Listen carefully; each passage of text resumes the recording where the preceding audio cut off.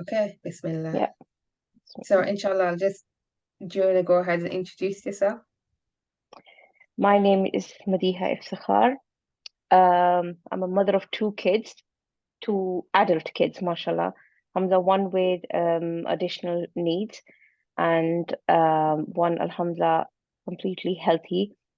And I'm also a life coach, so mental health coach. I am recently studying counseling because I want to get into counseling now. Um, and I'm also focusing on myself now as an individual. Um, Throughout this journey, I think since 2019, that was officially when I became a coach.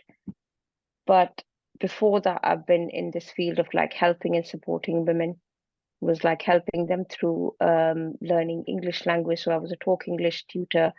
I was volunteering and I was working with charities and other places. So it was a good journey, alhamdulillah, but it's taken me a long time. It's what, 2017, if we say, nearly how many years? 7, 8 years now, I think. It's taken me this far to again, um, like I started working to help other people. It was also to financially support myself, but it was taking my past, using my experiences to support other women Mm. who were going through similar stuff as mine, but didn't have the support and understanding from others. That's why I came in the field of coaching.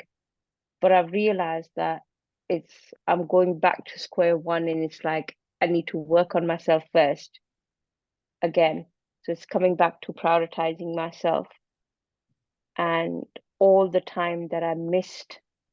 So it was like, okay, I've had the experiences. Let's use that to help other people. But I'm skipped a step, I think, in the middle, which was I've had the experiences. Have I dealt with them? Have I like accepted them? Have I given them their true what's it called? Like have I truly valued them? Not just taken the experiences, okay, take the learnings, but then help other people. But there was a step in the middle where you're supposed to work on yourself, heal, right? Evaluate, okay, whatever happened, how has that impacted me? I skipped that step, I think. And I think now, after helping and supporting other women, it's caught up with me Mm. because it's like it's the body will catch up.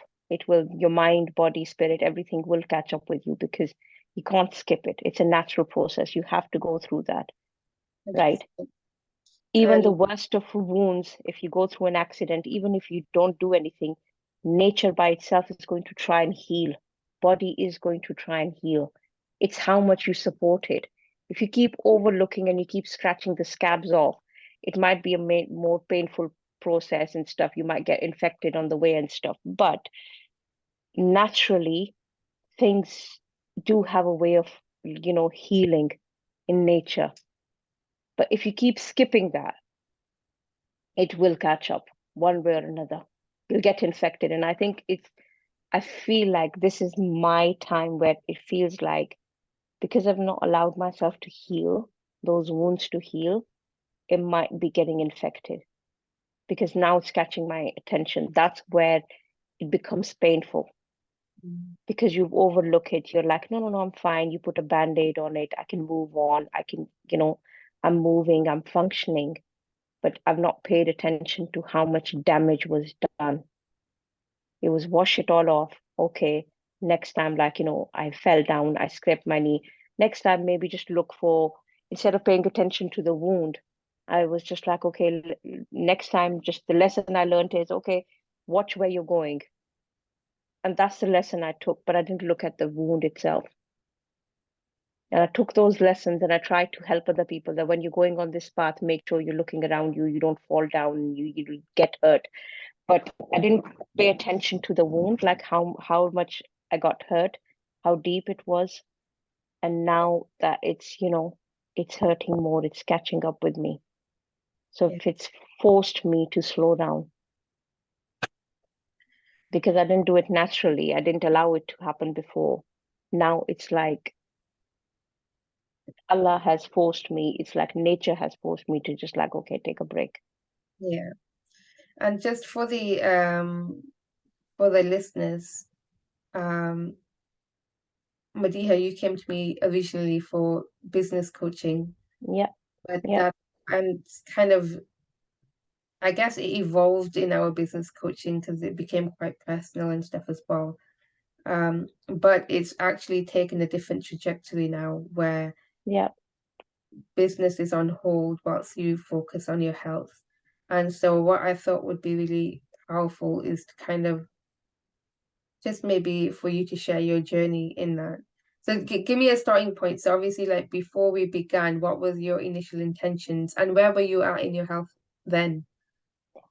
I was, when we started, I didn't know like, okay, health-wise, for the past few years, it's been, you know, deteriorating. I wasn't in a good shape. But I thought I was like, okay, if I put everything in order, if I'm like more organized with my work, I'm taking less stress, it will help me. So that's why I came to you like, okay, I want to simplify my workload. I want to simplify my business, but at the same time, I want to be more productive and everything.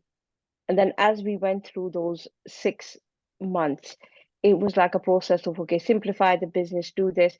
And we went through the priority list, which, like, again, like everything is connected. Your business, your health, your personal life, it's connected. People think, oh, you work in one area. Yes, it will impact the other, but there has to be a foundation.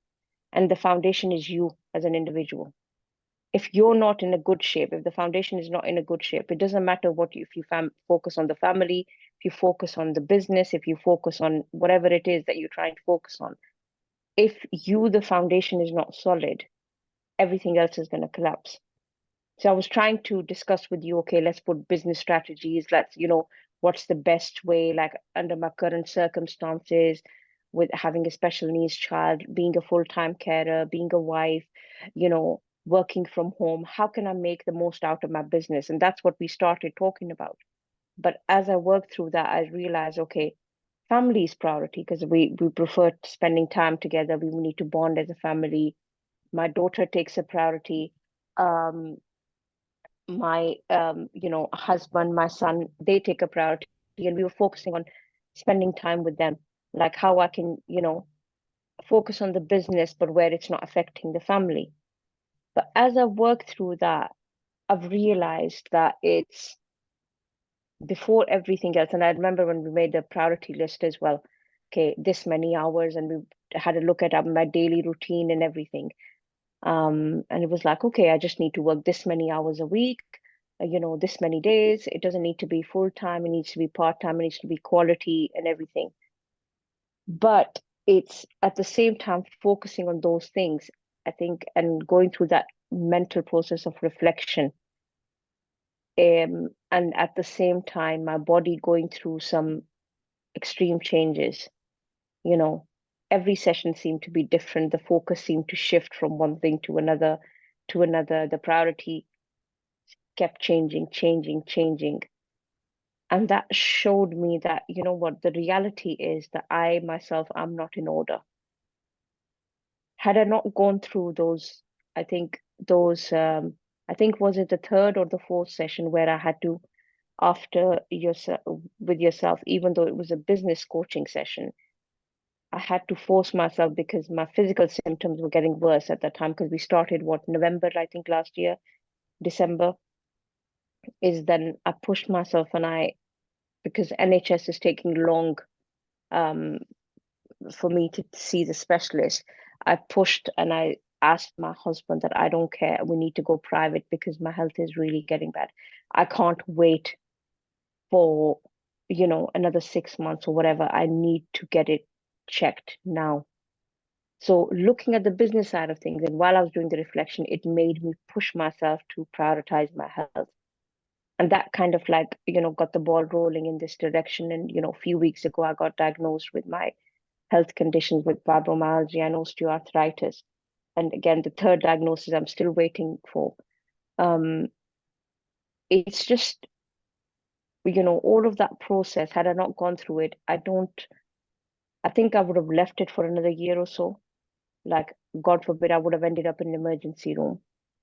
And during this time, I did end up in an emergency room thinking I was having a cardiac arrest, but it was, I don't know what it was, but it wasn't, you know.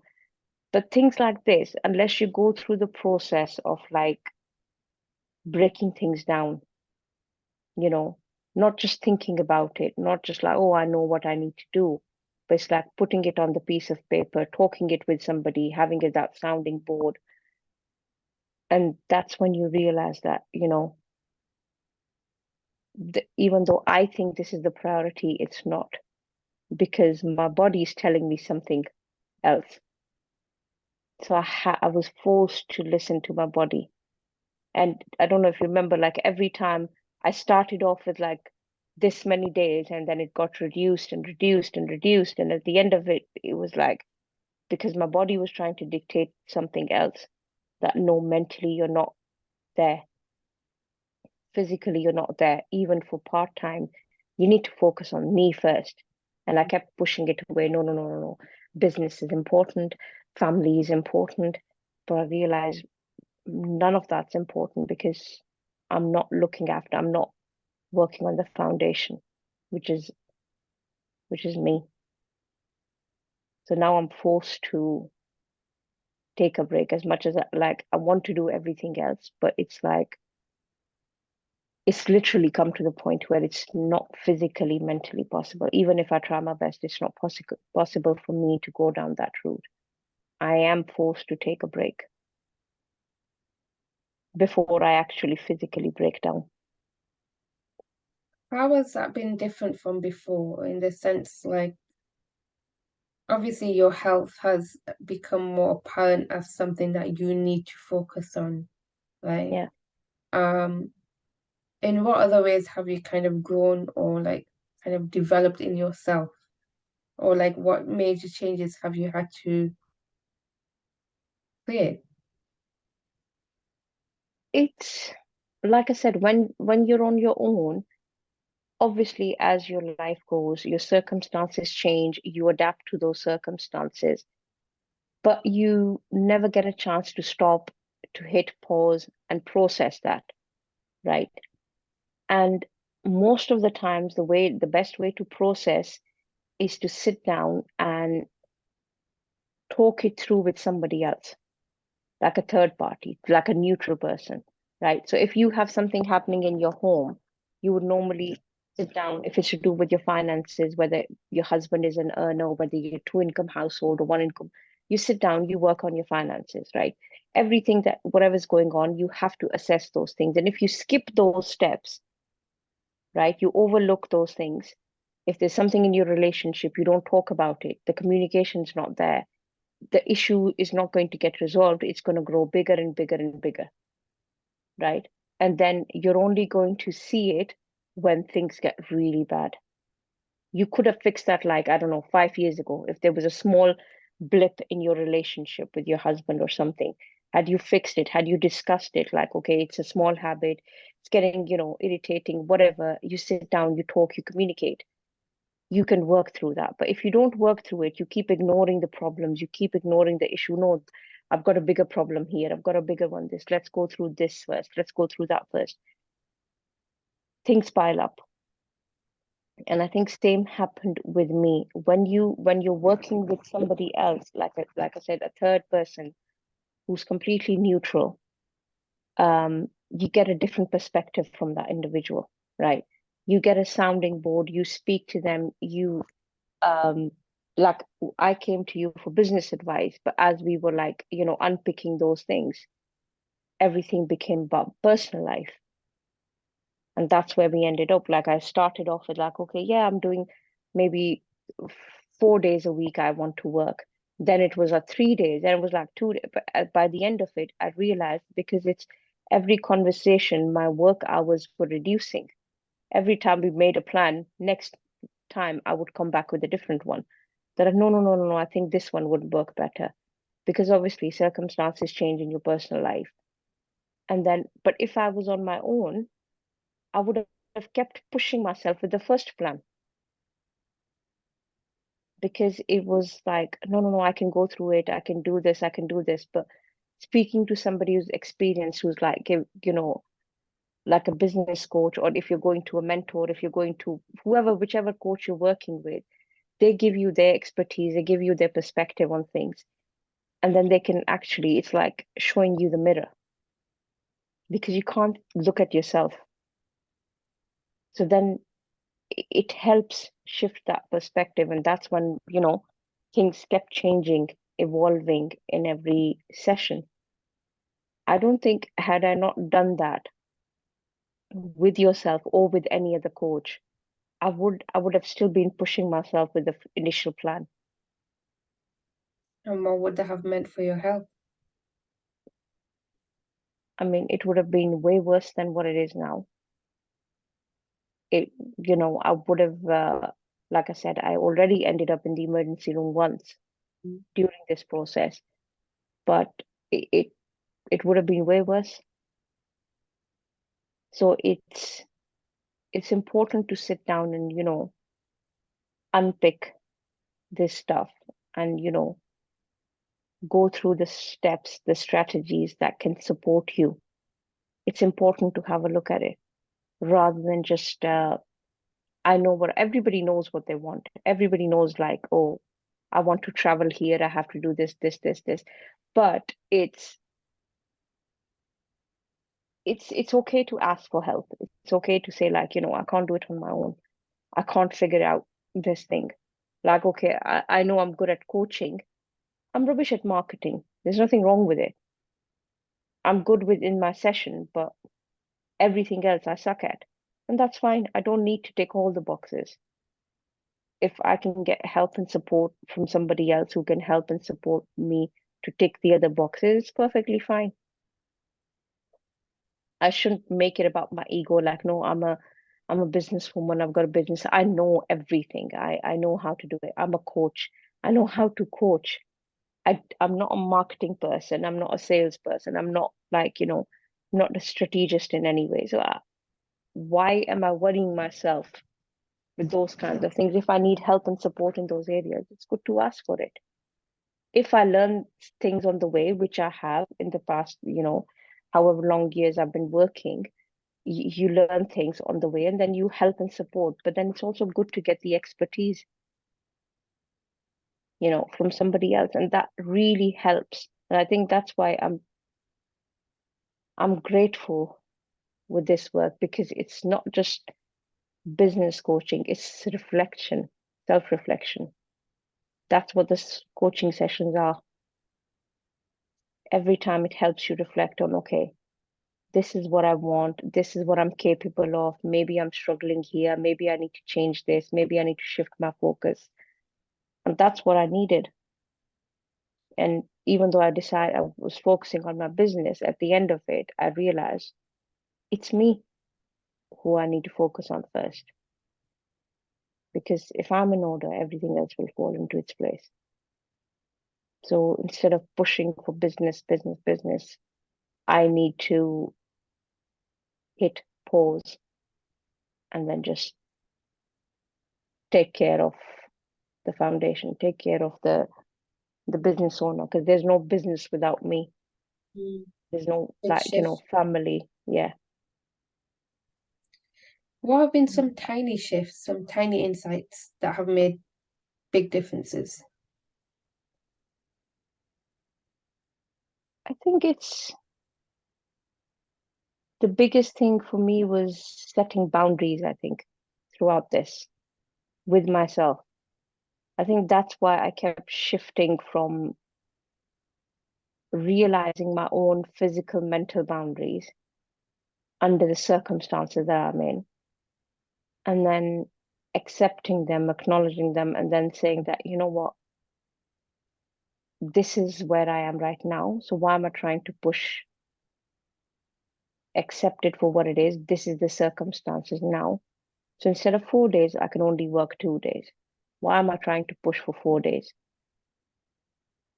Let's just establish the 2 days first, right?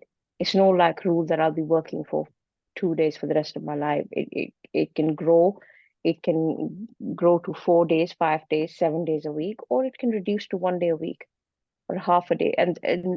And either of that is, it's not a problem. So it's boundaries. And boundaries, when I say boundaries, it's your mental, physical boundaries under the circumstances that you're in. It's very important to focus on that. Like, okay, these are my physical boundaries. This is only what I can do. Physical as in your body sense as well as your environment. Mm. Don't try and push that. Because again, when you try and challenge these, your natural, mental, physical, spiritual, these boundaries, your spatial boundaries, you're going to get a pushback. It's not gonna last, and it's not gonna be healthy. And I think that's what's happened with myself. Even though I came to those realizations, I was reducing my hours and I was doing all of that stuff. But because I had not taken care of it earlier, it's caught up with me. So now I've come to a complete halt. So where are you at right now in terms of your journey, your development, your kind of, I guess, the things you're working on now? I mean, I'm still working on, like, obviously I came for you for business things, so I'm still working off my business. In a way, I'm training, I'm doing a counseling Yeah, you're qualification. counseling it. Um, but instead of going to the physical space, I realized I need it in my, like, I need it online, I need it in my, at my own pace without the pressure. So I'm doing it online, but I'm taking it slowly. So when I say I've halted, I'm like, okay, if a client comes to me, I'm not going out of my way to go and advertise and market for my services or anything. Someone comes for me and I'm available. So there's no more 6 weeks work contracts or anything like that. I'm not doing promising any master classes, even though that's a day's job. I've stopped it because as my physical stuff, like I said, what I'm going through is I'm taking 1 day at a time. Someone comes to me and they need a session, I'm available. I can, squeeze them in. I will. And it's just like as and when, I'm not pushing myself, planning 6 weeks ahead, 4 weeks, 3 weeks ahead, Yeah. none of that. Your Um, health is first right now. yeah, so that's a priority. Business, yes, I don't think of it like, oh, I've stopped the business, because on the other side, I'm still developing myself. So I've maybe taken a step back and I'm doing a training to come back in a better shape, to be better equipped and support my clients better. Mm. What are your symptoms, your physical symptoms? Can you explain them? It's full body stiffness, especially the top half of the body. It's like the chest, the jaws, very, very tight, stiff. Both my shoulders, it's like I've got restricted movement, both of them. My joints really, really achy. They crack every time I'm going up and down the stairs. They really hurt. I'm getting tired all the time, always fatigued. I'm not breathless. So it's like I'm not breathless, but it's like I've got no life, like no strength in my lower body. Even washing like two dishes, things like that, it just tires me out. It zaps the energy out of me. Mentally, I feel like I'm slowing down. It's taking me longer to process stuff, process information. Like a simple thing as like not work, watching a TV program, for instance. I feel like I'm not doing anything else, but I'll go and rewind like a few seconds to see, oh, did I not hear that properly? What did that person say? So it's just something simple. It's not even like something important. I'm just relaxing. I'm watching a movie or I'm watching TV, but I'll go backwards a bit just to, did I miss that? It doesn't make sense. So what did I miss? So I'll go back and then just process that again. Conversations, like I don't like, I'm having problem with loud noises now. Too many people around, it's getting too much for me. physically, like I want to do, and I like entertaining people because I like cooking and like, baking and stuff. But again, it's becoming difficult. It's becoming very tiresome. I'm not enjoying it the way I used to before. Everything is becoming really like a really, really big chore. It's taking, getting out of the bed is like I'm slowed down. Just thinking, okay, I need to get up. I need to get up. I need to get up. Yeah, it's Half taking an it hour, on. 40 minutes. It's just taking time. I'm not like, if I need to go out of the door, I'm taking my, before it was like, I need to go out. I make sure that I go out every day, Yeah. but I'm not rushing out even then, even though I want to. I'm just feels like I'm slowed down, like somebody's put a weight on the shoulders where it's just like I'm pushing, dragging myself, doing everything. That's what it feels like. Everything feels like a drag. The body is in constant pain.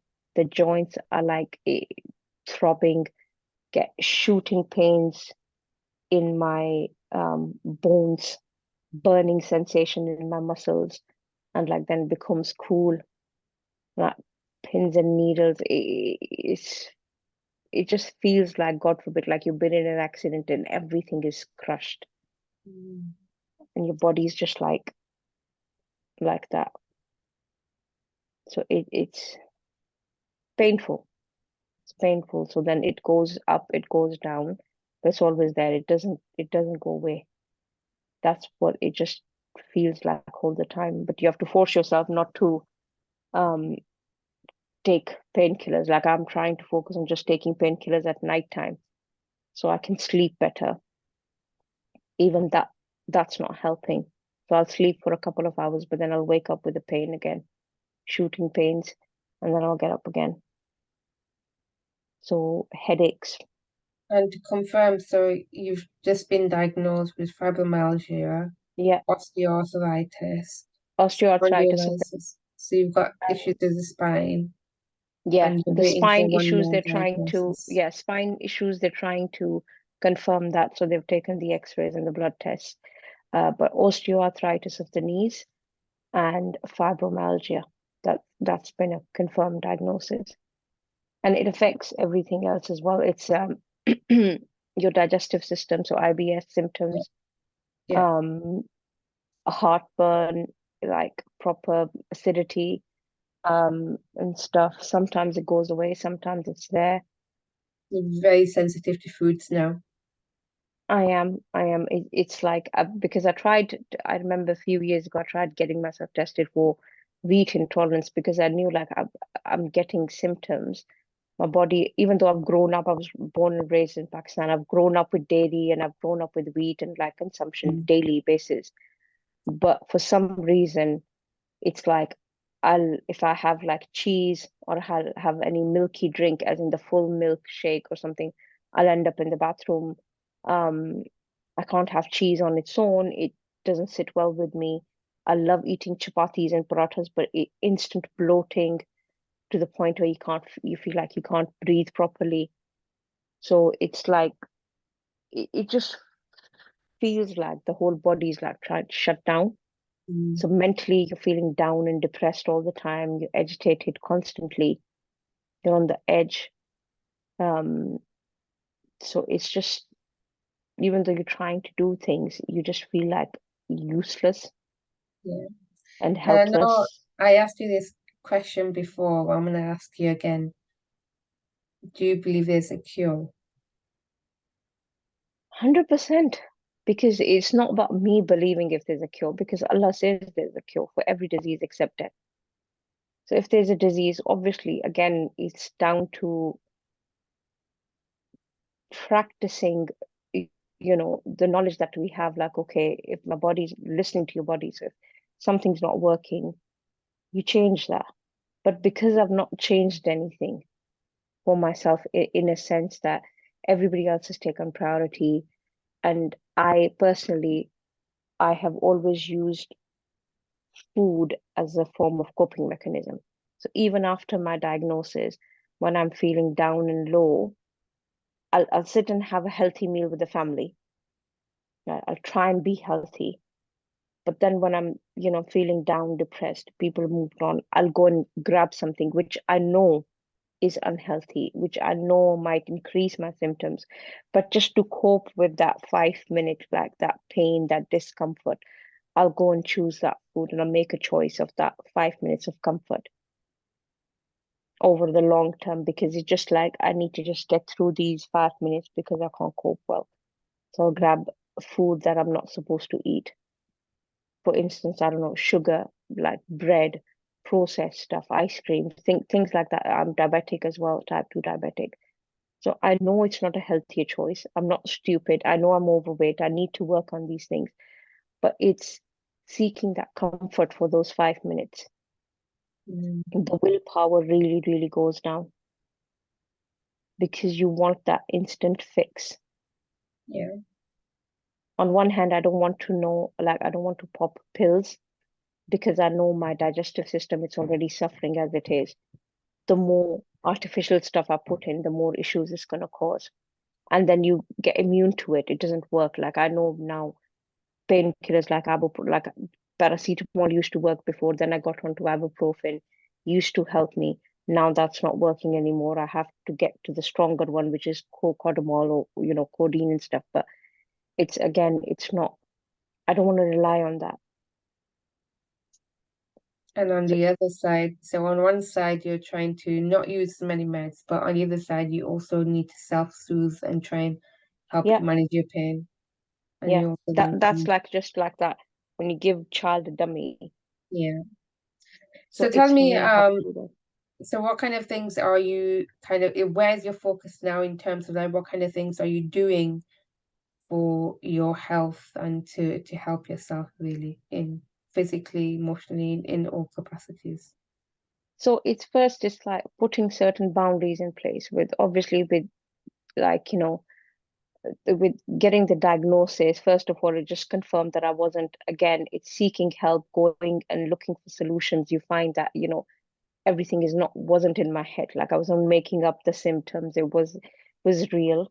um Again, that is the same goes for coaching. So if you know you're struggling with something, go and ask for help, go and seek that clarity, go and seek the solutions. I had to push, not just like, okay, it's fine, it's just backache, let me just pop another pill and then I'll be fine and whatever.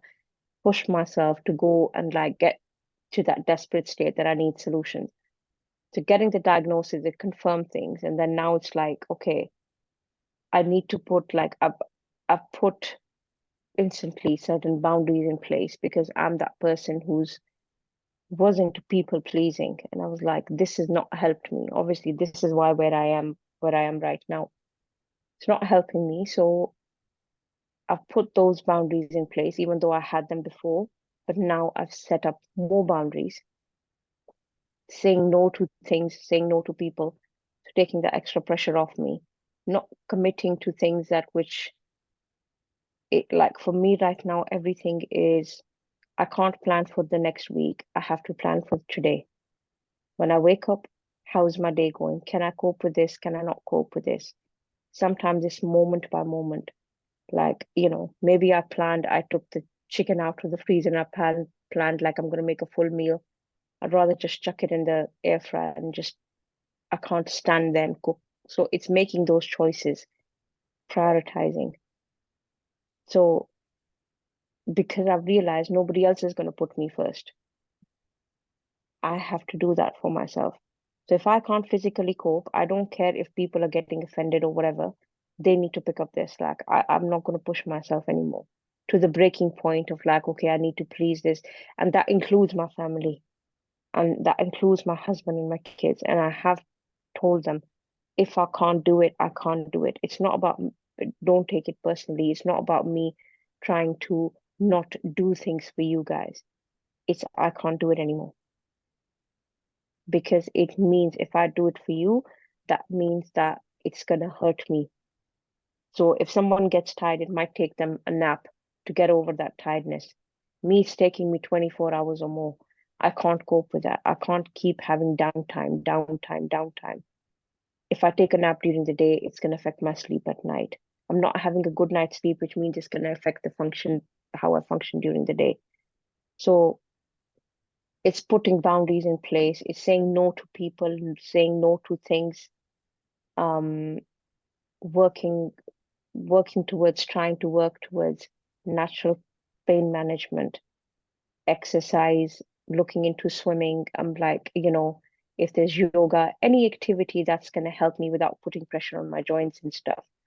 Um, so it's again seeking solutions and as many natural solutions as possible.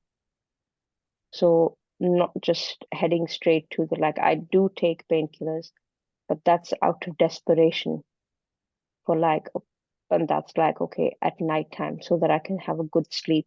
But even then, that's not. Like I took co-codamol last night. I hardly got a couple of hours of sleep with that. It's not working. Mm.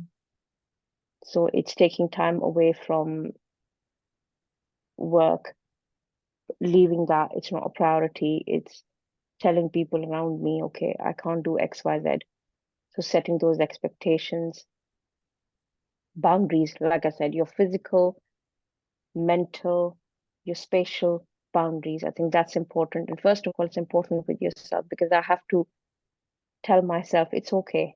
It's okay for me to say no. Because then I get upset, like, oh, that person, what are they going to think? I don't want to do it.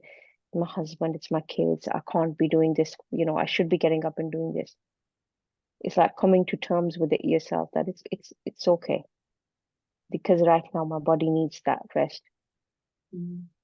And if there was someone similar position to you that's been Mm. struggling in their health, and whether they're working or have a business or whatever, and then kind of at that point where they're being run to the ground, what would you've kind of come to this realization now where you need to work on yourself and your health and that needs to come first. What how would you advise or what would you say to that person that isn't there yet? I would say it's self-awareness. I think that's the key. I would say pay attention to yourself first.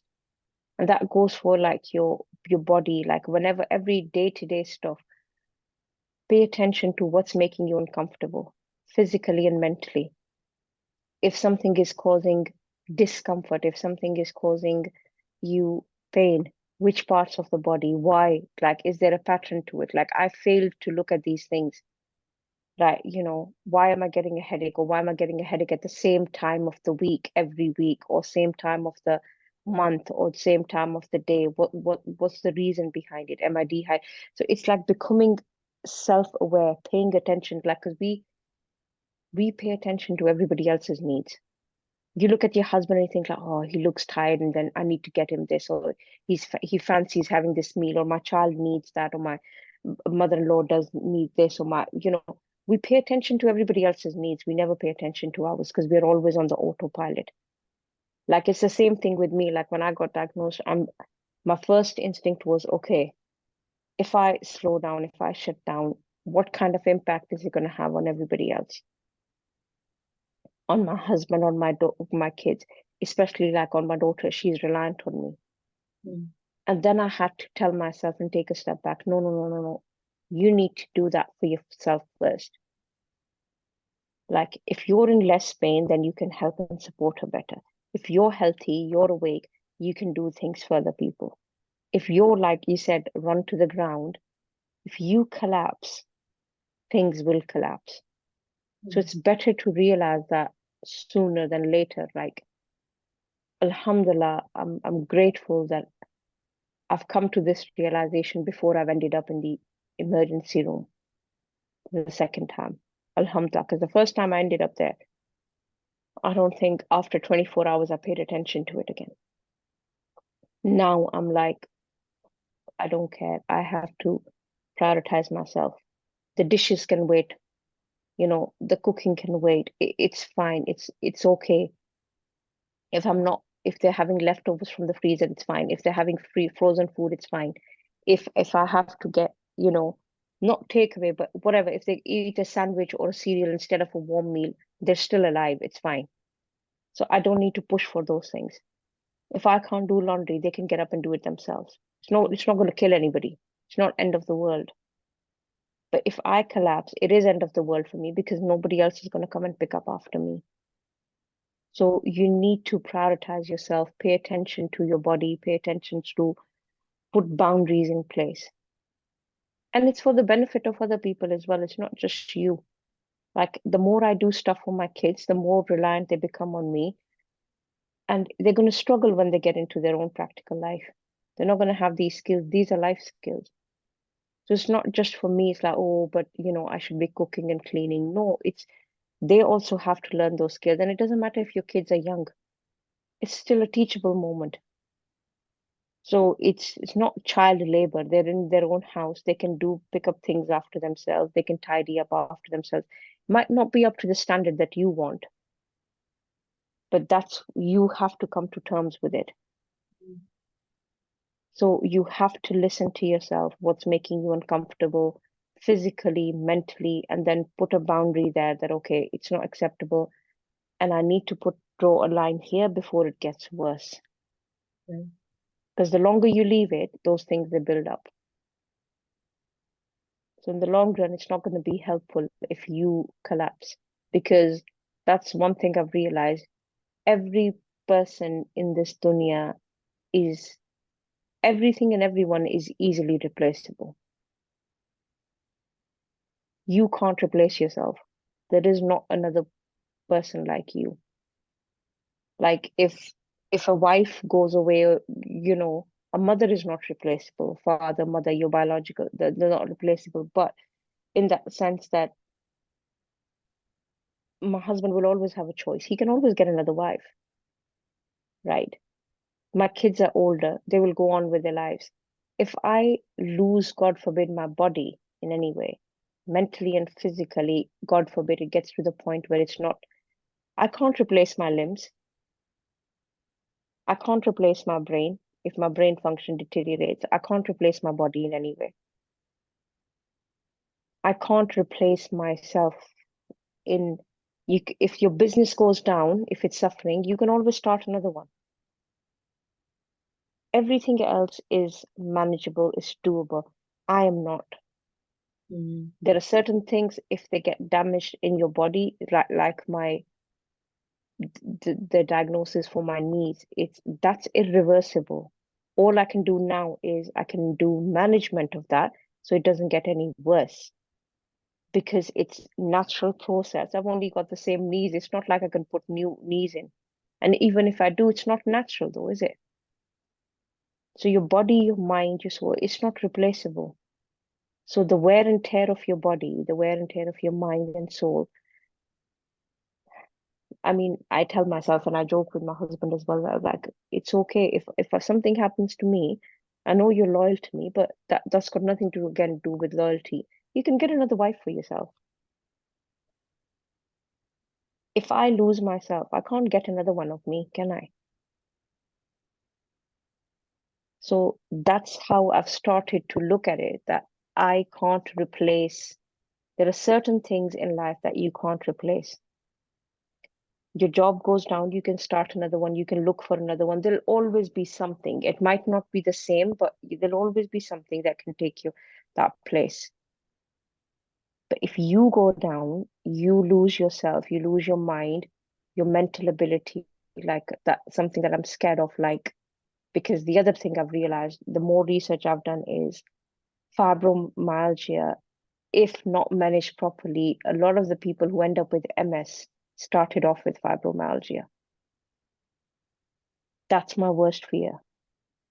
I don't want to don't want to lose my mental capacity. I don't want to lose that. That's one of my fears, or lose my physical ability, like to the point where I'm relying on people, or I'm bedridden, or I'm on the wheelchair. So I can't replace that. There's certain things, if there's harm done to my body, it's not going to be irreplaceable. So I have to make sure that I don't get to that point where the damage is irreversible. So you have to realize that before it's too late. And there's a commitment that you've already made to that in terms of Yeah, helping yourself, helping your body. yeah, 100%. It's me putting myself first.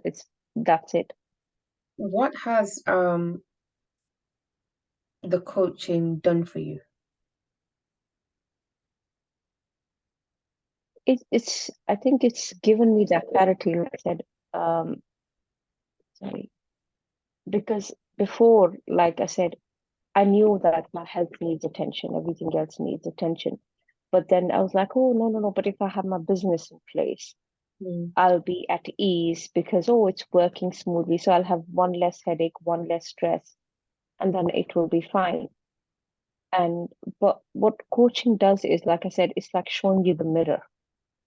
Like there's one thing for me to like think about stuff. I've got ideas, I can do this with my business, or I can set up a routine, I can do this. And like I said, how we started off with like 4 days a week and then 3 days a week and 2 days, and then it kept going down because the more, because you asked me questions that I would never ask myself. Because as an individual, you're more focused on the execution, but without the strategy. So, but when you're sitting with a coach, they discuss the process with you. They unpick that. Okay, this is where you want to get to, but do you know how you're going to get there? So you're going to work 4 days. How does that 4 days look like for you? Because in my mind, oh no, no, no, I've got this many hours free, I can work. But then you asked me questions, okay, how's that, how much time does it give you before and after for your family? How much does that time give you before your daughter's appointments? How much does, and then when you have like a sounding board like that, then you think like, okay, no, it doesn't work. I need more time here, I more need less time here, I need more days here and there. So it's like it helps, coaching helps with self-reflection, it helps with unpicking of taking those layers off, isn't it? And going into like it's doing more deep work.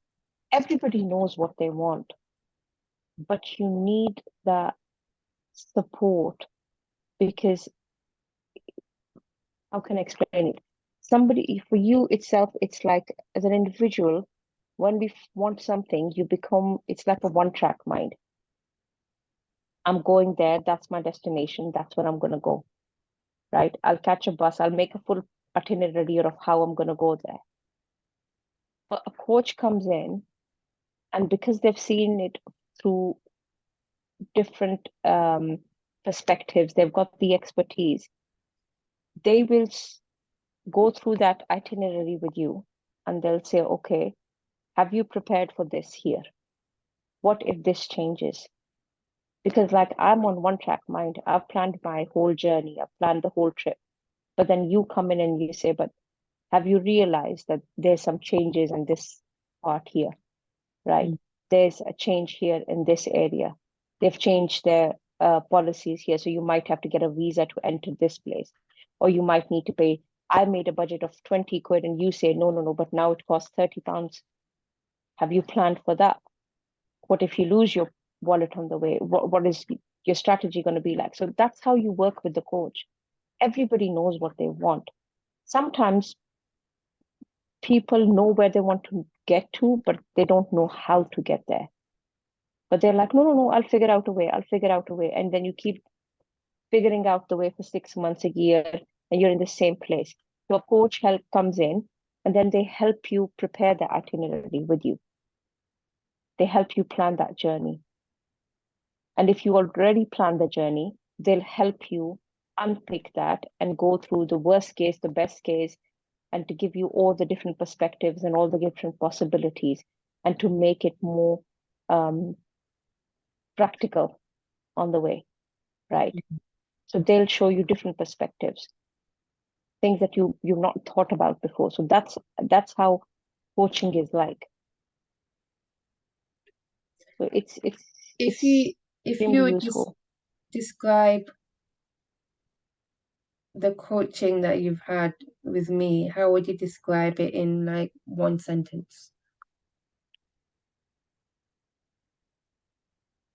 Hmm.